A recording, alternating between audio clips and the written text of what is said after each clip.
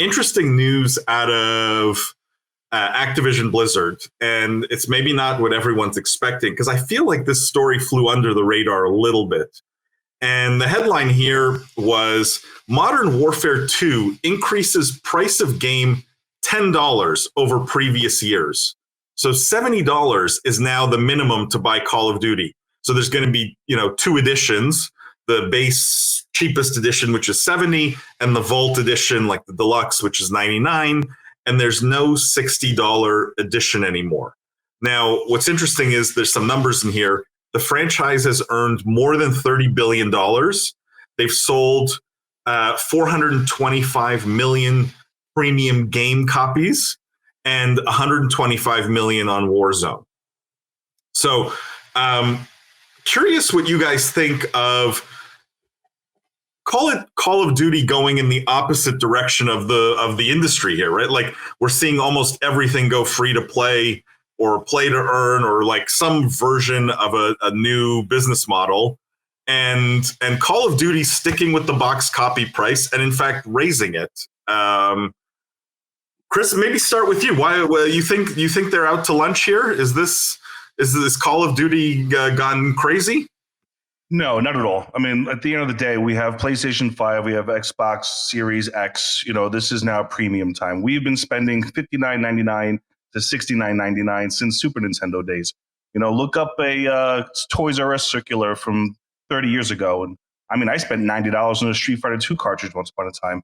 The reality is the popularity of this game is massive. Everyone's waiting for Modern Warfare 2. And, get squeezed that profit margin while you can. I mean, what I'm hearing is that because they can, they should. Then everyone will just pay for it anyways. Anyone have a different take on this or thought on this? Or everyone thinks Activision Blizzard should just profit from the popularity of their franchise? No, Jeff? I think Chris is absolutely right. I mean, number one, this is a little bit of a joke, but obviously we're seeing inflation everywhere. Yes. So why not in video games? I'll take the easy joke. Sorry, someone had to do it.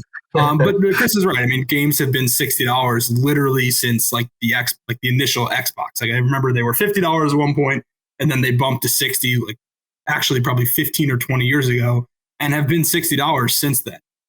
So I don't think I think we're past due probably a little bit of a price bump. And still, if you look at entertainment dollar per hour, games are one of the best values out there, period. So I think for big titles like this, like the sports games, the games that people are going to buy year in, year out, it makes sense to see this sort of ultra premium SKU being added. And then you'll have free to play for everything else. And I think that's kind of like where the market is. It's bifurcating between a lot of games that are out there that people play once and then throw away, and sort of these live service games that know that they can charge you pretty much whatever they want. So Call of Duty's in that latter camp, and they have the right to do it. Does no one think, though, they could make more money going free to play? I was going to say, I might be the one guy in the room with the unpopular opinion here. I wouldn't say out to lunch. It's just a very interesting move at a very questionable time. You guys make a great argument that the price has been this way. It's been fixed for a long time, and it's a long time coming.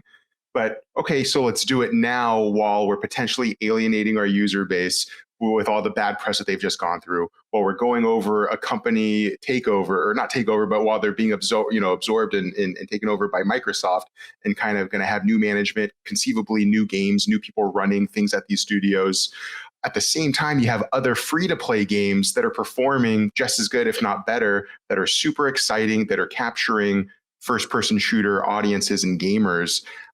For me, I would say, what are you doing increasing the price, especially in middle America that can't afford the current, raises in gas, let alone a luxury or some type of form of entertainment?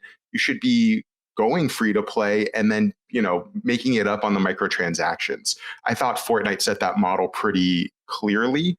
And I thought it was the same thing with the music industry, right? When they got rid of the price of CDs, instead went on a subscription service, that was a really successful thing for them. It got rid of pirating. It kind of lowered the barrier to entry. We have so many great comments on chat here, though. I don't want to dominate the conversation, but my perspective is I would have gone the other way with it. Jimmy running for public office here. I'm curious to see if the microtransaction costs come down. Like you pay for the higher ticket to get into play, but then you can, do some more stuff. Everyone's like, nah, that's going to. It's Activision. Come on, we know the answer. It's a good question, but we know the answer. My mind also went to inflation. Like, cost of everything's going up. You have to follow suit. But let me get caught up on these comments. They have less people that pay for it, right? I'm sure they've done the research. They've tested this. Yeah, I think so. I'm sure they've run like focus groups or something, right, to see what the willingness to pay is. I mean, LinkedIn the fact user is says also like these games get discounted pretty quick, right? So you're getting the whole demand curve. You have Warzone, which is already free, and then you have the $7 SKU for people that like absolutely need to play day one. And then they know if there are cost conscious people, they're going to get them 2 months, 3 months down the line when a game gets cut on sale anyway. So kind of just smart retailing. Matt says, I don't mind box games being $70. I do mind that game developers won't make anything new. It's a ripoff to spend $70 a year on Madden, COD, NBA 2K, etc. I think that is the reality, though, is no one has really pushed back, right? That's a great point, but no one has stopped buying these games. So, no one's speaking with their wallets. Is it a ripoff? I just took my kids to see to the movies to see something. I forget what it was. And that cost me $65 for 2.5 hours to watch Chris Pratt put his hand out in front of the dinosaurs. Like, come on, get out of here. $70 for a year long of entertainment. I think this is where gamers got to start taking into advantage, taking to thought. Like, this is the world outside of free to play and Game Pass. And sometimes you got to pay for things you like. Well, Chris, you teased the question I have for all of you after I get through these comments, because you mentioned Game Pass, and I think there's an interesting discussion there. Issei says, I've seen a lot of games going to 70 recently. It's pretty sad to see. I'm guessing it's because of inflation. The juice thinks it's inflation, so it's inflation. Adam says, Sigh, games are finally increasing in price. Just make Game Pass a better option. Look, Game Pass, I want to just catch up on comments, but my question for all of you, so you think about it, is what is the probability that Call of Duty eventually is part of Game Pass? Like, how many of you think that eventually we see COD in Game Pass, and maybe it justifies a price hike on Game Pass? I don't know. Issei says, also COD will get that box price as well as get those microtransactions if they have them in there, so it will be pretty profitable for them. They've made $30 billion just on Call of Duty. So clearly the franchise is profitable. Matt says it's just the same pig wearing different shade of lipstick every year. And we're being told you've never seen a pig like this. And yet people still continue to buy it. Again, speaking with their wallets. It's fun to play with.